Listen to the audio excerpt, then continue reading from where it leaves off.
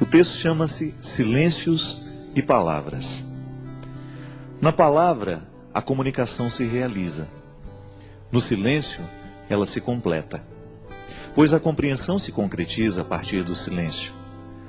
Há poder em ambos e a sabedoria é usar bem esses dois tempos da comunicação. Dentro de uma composição, as pausas são tão importantes quanto os sons. Uma boa orquestra é aquela que executa bem as dinâmicas das pausas e das continuidades. Mesmo no silêncio da pausa, a canção continua. Não diga as coisas com pressa. Mais vale um silêncio certo que uma palavra errada.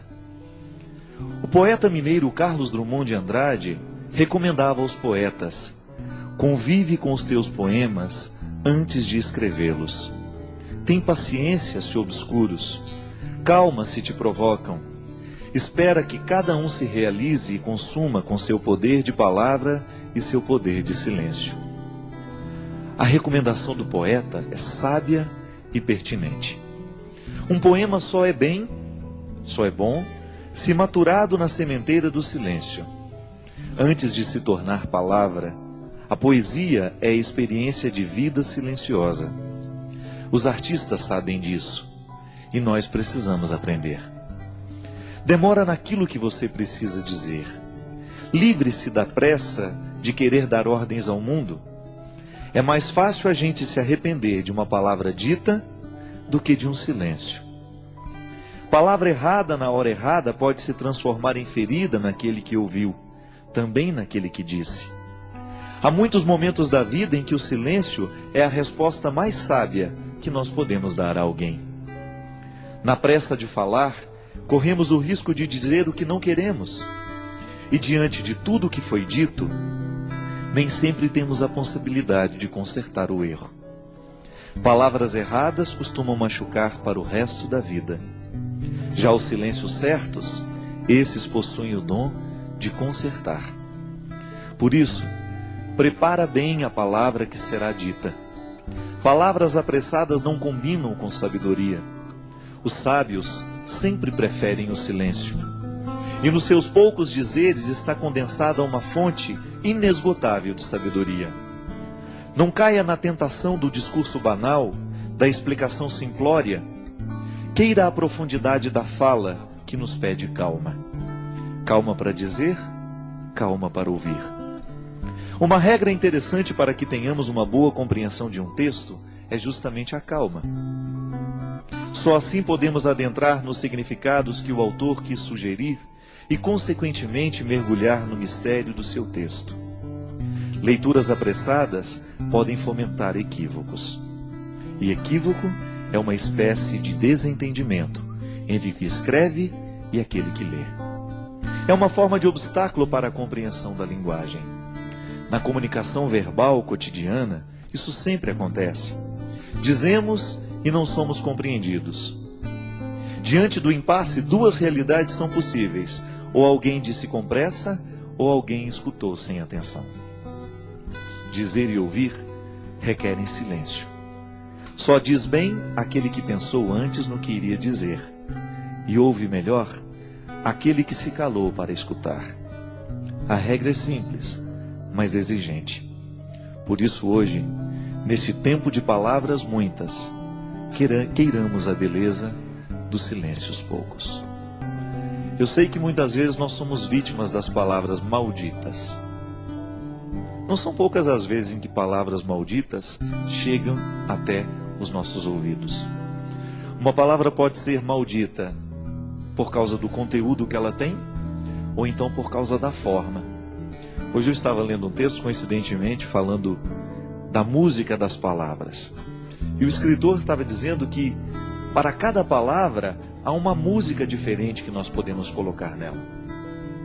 De maneira que você pode dizer uma coisa muito dura a alguém, mas você colocar uma música que faça bem ao ouvido de quem escuta. Então a pessoa escuta aquela palavra dura, mas com uma música bonita. Talvez tenha sido isso que Jesus soube fazer o tempo todo. Jesus dizia coisas muito duras, mas a música das palavras de Jesus era extremamente sedutora. Porque ele sabia muito bem que não adiantava dizer as coisas sem musicalidade. Não adianta nada a gente dizer as coisas com braveza. Não. A gente será muito mais bem entendido se a gente buscar uma música suave para colocar a palavra dura. Você experimenta isso na sua vida todos os dias. Quando você precisa dizer alguma coisa de muito sério aos seus filhos, e às vezes você não sabe nem por onde começar porque você tem medo do conteúdo que você vai dizer. O conteúdo é duro, é de exigência. E os nossos filhos não estão muito acostumados a serem exigidos. Eles entraram nesta mística do mundo de hoje, nesta tendência do mundo de hoje, de que tudo tem que ser muito simples, tudo tem que ser muito fácil e rápido. E educar os filhos muitas vezes requer um discurso duro, exigente. Então você vai descobrir junto de Jesus que é possível dizer coisas duras com musicalidades atraentes. É isso que fazia com que as pessoas parassem para prestar atenção no que Jesus tinha a propor. O reino de Deus que Jesus propunha não era coisa fácil, não era coisa simples. Dá trabalho construir o reino. Mas ele construía de um jeito tão terno que as pessoas esqueciam a dureza da palavra e se prendiam na música que envolvia aquela palavra. Por isso o segmento acontecia com tanta intensidade. Tantas pessoas por causa da música que estava revestindo tudo aquilo que ele dizia. Minha gente, muitas vezes o que a gente faz de errado não é o que a gente diz, mas é como a gente diz. É a música que a gente coloca na frase. Pode ser que hoje você tenha ferido alguém com aquilo que você disse. Pode ser que hoje você tenha sido ferido por alguém com aquilo que você disse. E talvez você não tenha errado naquilo que você disse. Você tinha razão naquilo que você disse. Você estava certo ao reivindicar o que você reivindicava ou dizer aquela verdade que você disse. Mas talvez você não tenha escolhido o melhor jeito de dizer. Talvez você se perdeu na pressa, na raiva, na ira. É estranho, mas na vida a gente perde a razão quando a gente fica bravo. Na vida a gente perde a ternura quando a gente se irrita, porque a ira, ela tem o poder de retirar de nós a sabedoria.